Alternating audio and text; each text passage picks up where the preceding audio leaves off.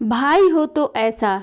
तकरीबन 10 साल का एक गरीब लड़का अपनी 6 साल की छोटी बहन के साथ एक दिन बाजार से गुजर रहा था।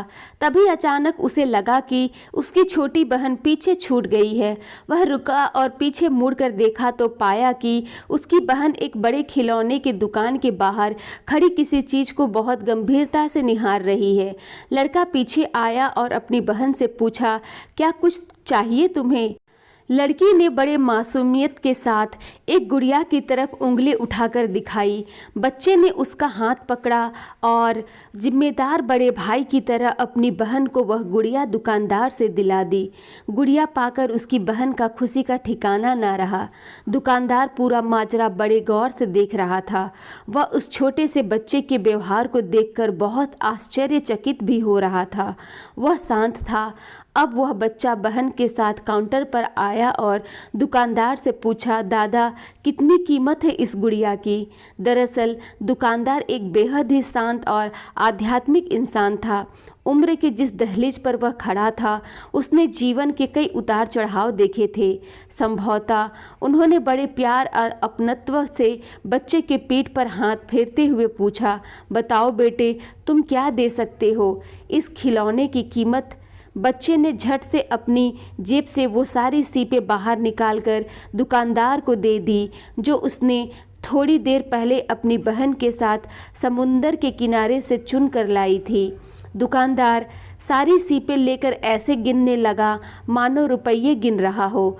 सारी सीपें गिनने के बाद वो बच्चा की तरफ देखने लगा तो बच्चा बोला, दादा कुछ कम है क्या?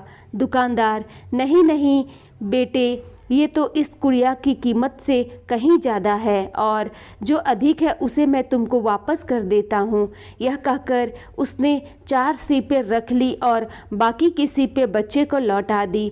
बच्चा ने बड़ी खुशी से दुकानदार को शुक्रिया कहा और बाकी सीपें जेब में रखकर बहन को साथ लेकर वहाँ से निकल गया। पूरा माजरा उस दुकानदार का नौकर बड़े गौर से देख रहा था।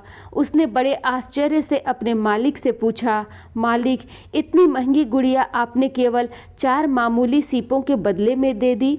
दुकानदार ने पहले बहुत लंबी सांस ली और फिर हंसते हुए बोला, हमारे लिए ये केवल सीप है पर उस 10 साल के बच्चे के लिए बेहद ही मूल्यवान वस्तु है।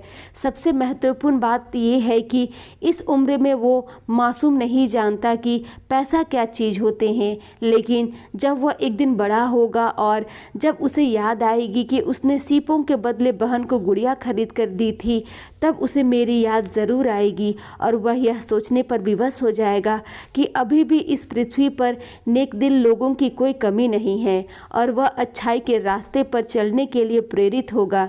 यही एक घटना जीवन भर उसके अंदर सकारात्मक दृष्टिकोण बढ़ाने में मदद करेगी और मुझे यकीन है कि वह भी एक नेक दिल इंसान बनेगा और गरीब ज़रूरतमंदों की मदद करेगा।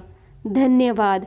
ये स्टोरी अगर आप लोगों को पसंद आए तो मेरे चैनल को लाइक एंड सब्सक्राइब करना ना भूलें।